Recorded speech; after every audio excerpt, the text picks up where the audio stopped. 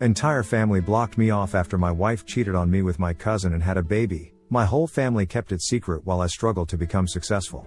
Now they want me back. So there's a lot of context here. Kindly bear with me as I explain this whole situation to my family right now. I'm 44, male, and have been married for 10 years and have been with my wife, 41F, for 13 years. We also have an 8-year-old son and we are quite happy with our lives.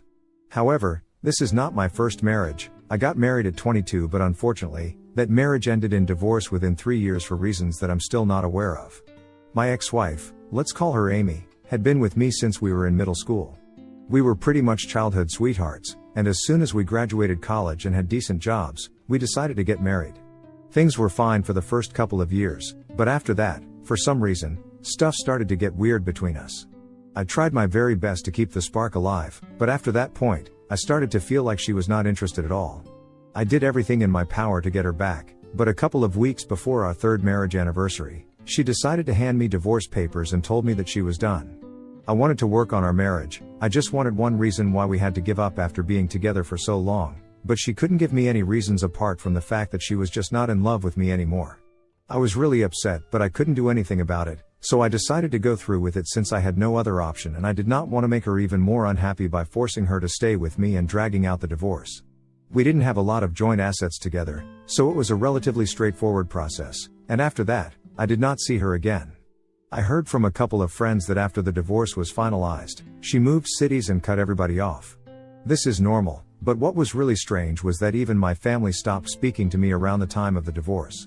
They should have been supportive of me when I was going through something so difficult, but instead, they started distancing themselves from me. After the divorce was finalized, I tried really hard to keep in touch with them, but I realized that I had been blocked everywhere. I even tried to go visit them a couple of times, but neither did my parents ever open the door to me nor did my sister. It was all very strange, and I was already going through a tough time, so it really hit me hard. For a couple of years after the divorce, I couldn't even bring myself to do anything and ended up quitting my job and sitting at home unemployed for a few months. But I'm incredibly lucky that even in such difficult times, I had friends by my side, who decided to motivate me to do better and try to move on. My family was never there for me after the divorce, so my friends took care of me and eventually, I decided to start my own restaurant. It had always been my dream, but I had decided to wait to save up enough money since I also had to think about Amy while we were married.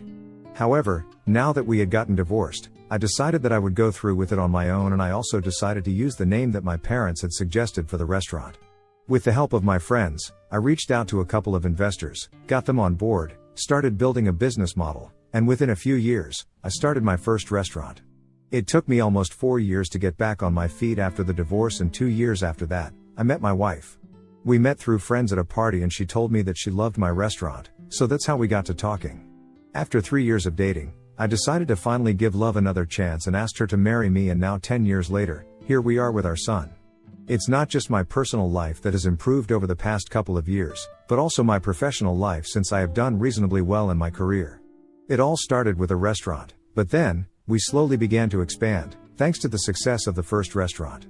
Currently, I am the CEO of my own hospitality group, and we own a semi-popular chain of restaurants and hotels, which we are currently planning to expand even more, so we become more popular outside of the state as well.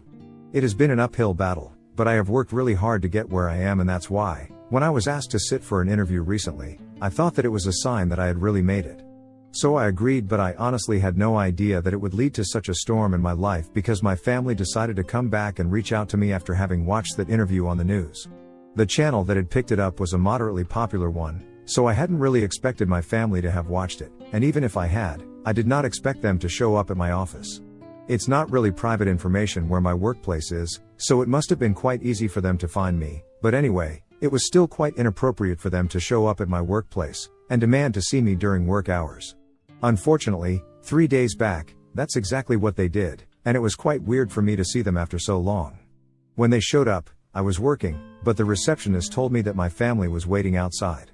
At first, I thought that it was my wife and my son that she was talking about, which would have been weird because my wife was at work, and my son was at school.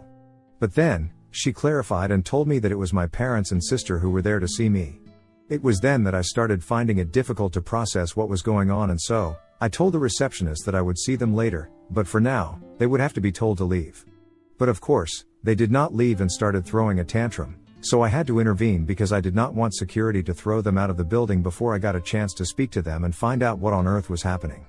So I went to see them in the lobby, and as soon as they saw me, they started acting like nothing had changed since the last time that I saw them, which was almost 20 years ago. They literally started fawning over me instantly, telling me how great it was that I had become successful enough to make it to the news and how inspiring my story was.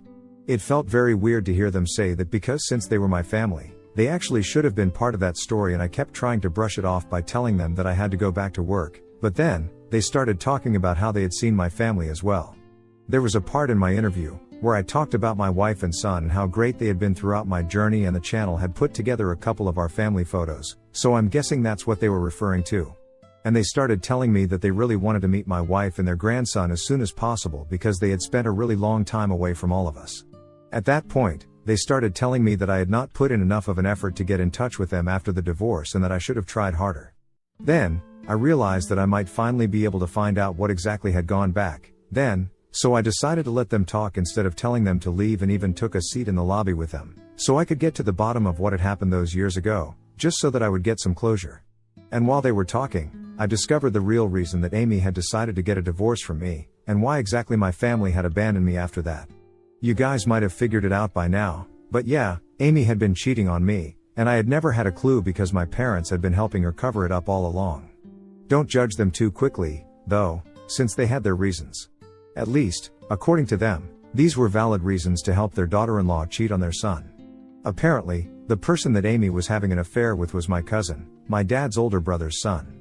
When they finally told me about that, everything seemed to fall into place almost immediately: why they had helped her out, why I hadn't been invited to any family events in the past 20 years, why I had been completely cast aside for no fault of my own. My cousin, let's call him Carl, was a spoiled, entitled brat, and I had always hated him. But unfortunately, because his mother had passed away when he was just 6 months old, his dad and the rest of the family seemed to think that he should get a free pass for everything that he did. So, throughout his entire life, nobody had told him how to behave, and he always got away with everything. It did not help that my uncle was my dad's boss since he had started the family business and my dad had joined him later. And after our marriage, since Carl had decided that he wanted to be with Amy, and she had also wanted the same thing, my family had no other choice but to help them out because they couldn't risk my uncle's anger, of course. But putting the relationship with me at risk was something easily doable, and so that's what they did. They told me that after the divorce, my uncle made it very clear that he didn't want anybody from the family to have any contact with me at all, including my parents and sister.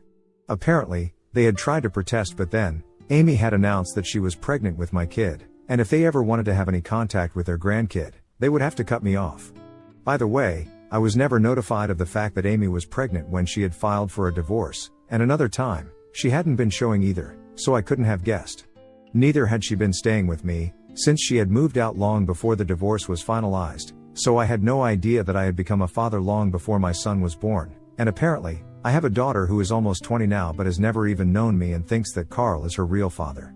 Anyway, this was whatever my parents told me about what had really happened all those years ago, and I could hardly begin to process any of that at that moment because I felt like I was being told a story, and I had to pinch myself to actually realize that this was my reality.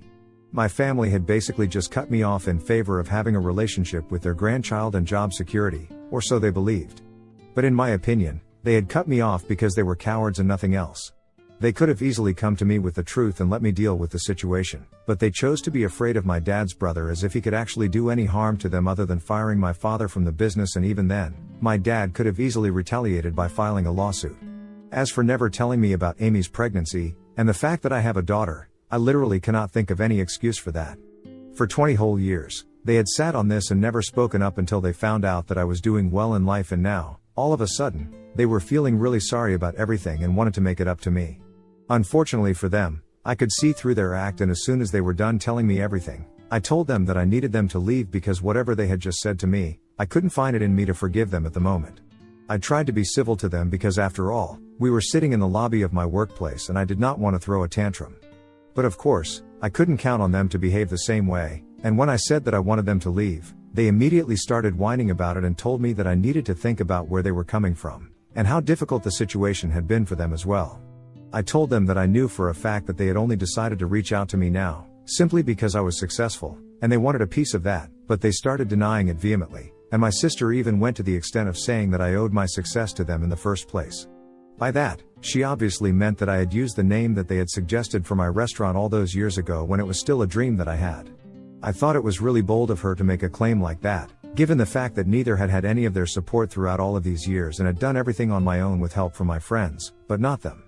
Just having suggested a name did not make them worthy enough to credit my success to themselves, and it was such a ridiculous idea that I ended up laughing at her, and I told her that if she and her parents did not leave that very instant, I would have them thrown out of the building. So they immediately started arguing with me, telling me that they were not going anywhere until we had cleared the air between us, but honestly, I was just not interested, so I did exactly what I had told them I would do. I had them thrown out of the building by security.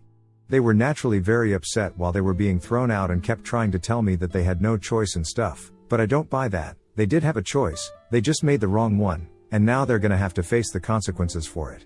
It hasn't been difficult for them to live for the past 20 years without having seen me and my family. I'm sure they can manage it in the future as well. Anyway, it has been 3 days since then, and they haven't stopped trying to contact me ever since. They have been texting me on social media, sending me emails at my work address, and have even been showing up at my office, but haven't had the guts to come back inside yet. There has been a definite change in their attitude because now, all they are doing is trying to apologize to me. All their messages are just full of apologies, and even when I see them standing outside my workplace, they look really upset and they wait for me to stop for them, but I just drive by and ignore them. It has gotten to a point where I almost feel bad for them, to be honest. I have spoken to my wife about this because regardless of what I decide to do about my family, we still have to think about my daughter, who I didn't even know existed until a couple of days back.